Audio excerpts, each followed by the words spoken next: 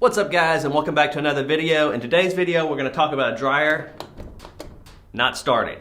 The 4 main reasons is what we're going to go over of the dryer not starting, and exactly step by step how to fix them. They're all pretty easy to test. The dryer we're working on today is by Whirlpool, but a lot of different dryers use the exact same build. Pretty much if your dryer has a filter that comes out the top, this is the video for you.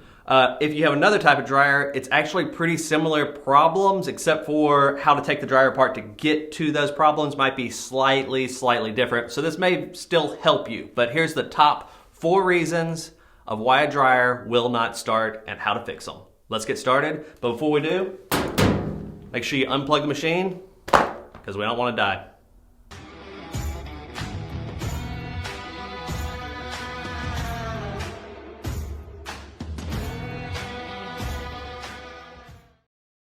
Alright guys, in today's video we're going to be using a 1/4" driver. I like to use it on the drill to make it a little bit faster. You can need a Phillips head screwdriver. Also these type that are the little flip over guys that have 2 different sizes. The smaller size, that's 1/4", and you can use this guy to do that.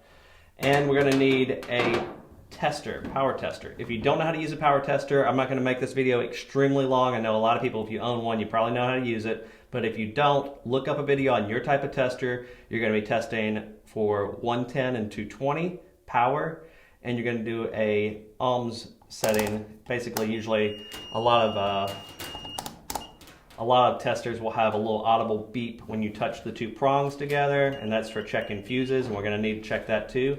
But just check out a video on your particular type of tester and how to use it. I won't make this video extremely long by going into exactly how to use a tester. First thing we're going to check is the lid switch. If a lid switch on a dryer is broken, it'll either assume the door is always open or assume the door is always shut.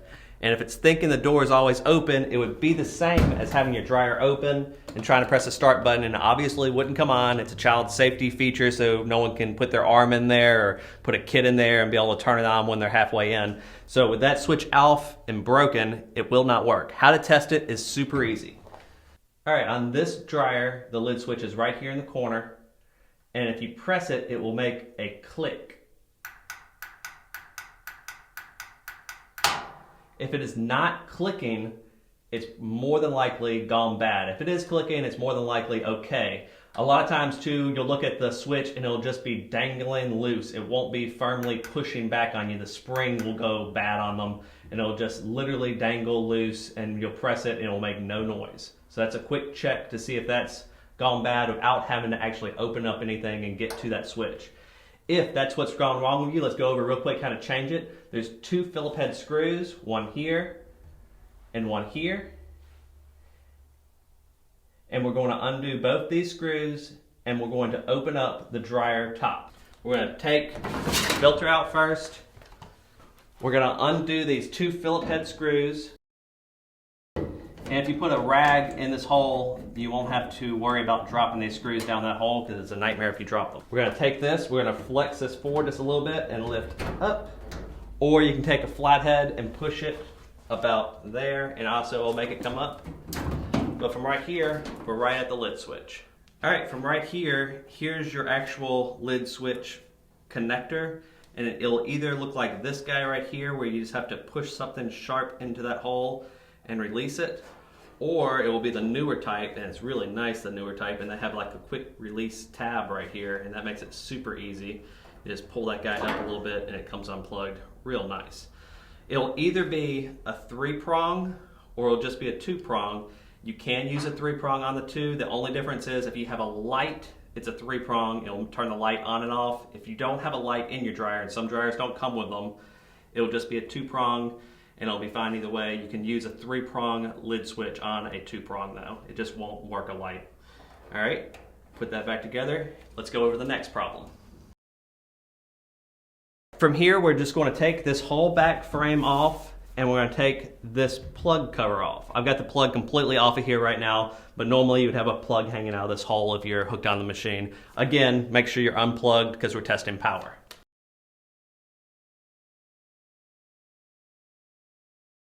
All right, from here we're just going to lean it down and then lift up. and lean this against the wall. Now with our tester, we have the machine unplugged from the wall, but if you want to test this, if you feel like you can test this, you have enough experience with a tester to test the power, you can plug it back in and be very, very careful, and we're going to see if across the plug has power. We're going to check from here to here, the center, and that should be 110.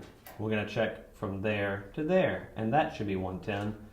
And then we're going to do the main check from there to there, and that should be around 220, 240. If you have no power, that would pretty much be a sign that it's not your dryer, it's the plug-in, or your breaker. Somewhere in that line, it's losing power. All right, after we've tested this and make sure that's okay, unplug the machine again. And let's test the one fuse on here that could shut off the power. So turn your meter to ohms and you're just testing. This one has a little audible beep when it hears the signal shooting from here, listening here. And we're just testing this guy right here, kind of a pill-shaped fuse on one side and on the other. And guess what? This one is bad. That's going to be what's wrong with this particular dryer. All right, again, if it were good, it would make a noise like this because it hears the signal through there. But this one has gone bad.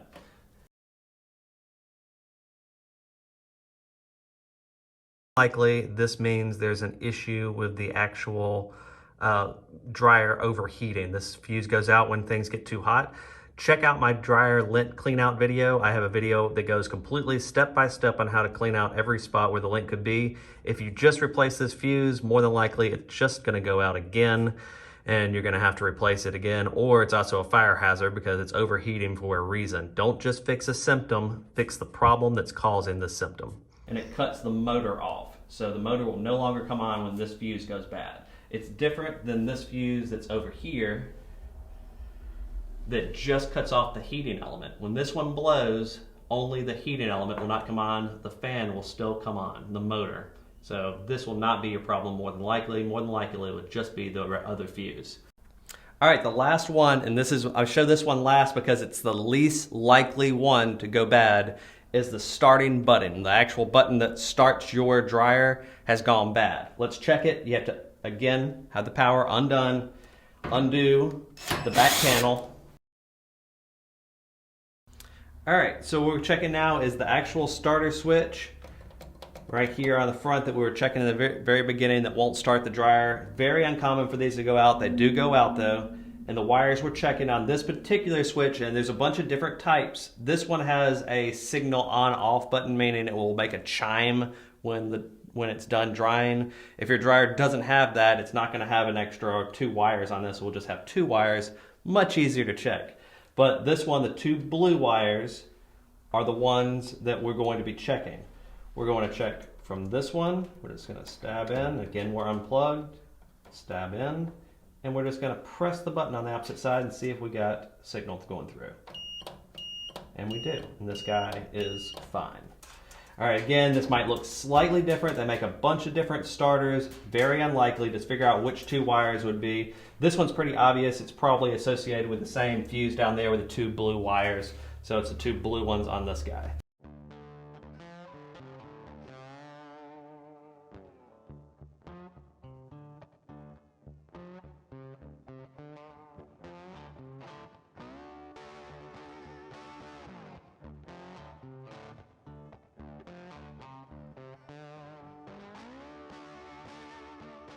All right, that's it, guys. Hope you liked the video. That's the main 4 reasons in order of more than likely of what could go wrong. We got the lid switch, we got the fuse, the power, and the starter.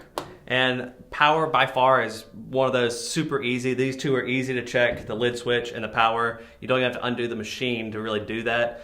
But if you don't feel comfortable again messing with power off, call an electrician. Real easy job for them to check on that for you.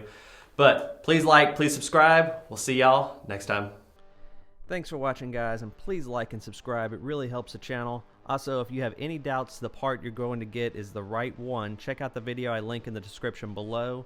It will walk you step by step to use your model number to find the right parts. Also, check out the playlist on the right. It's every repair for this exact machine.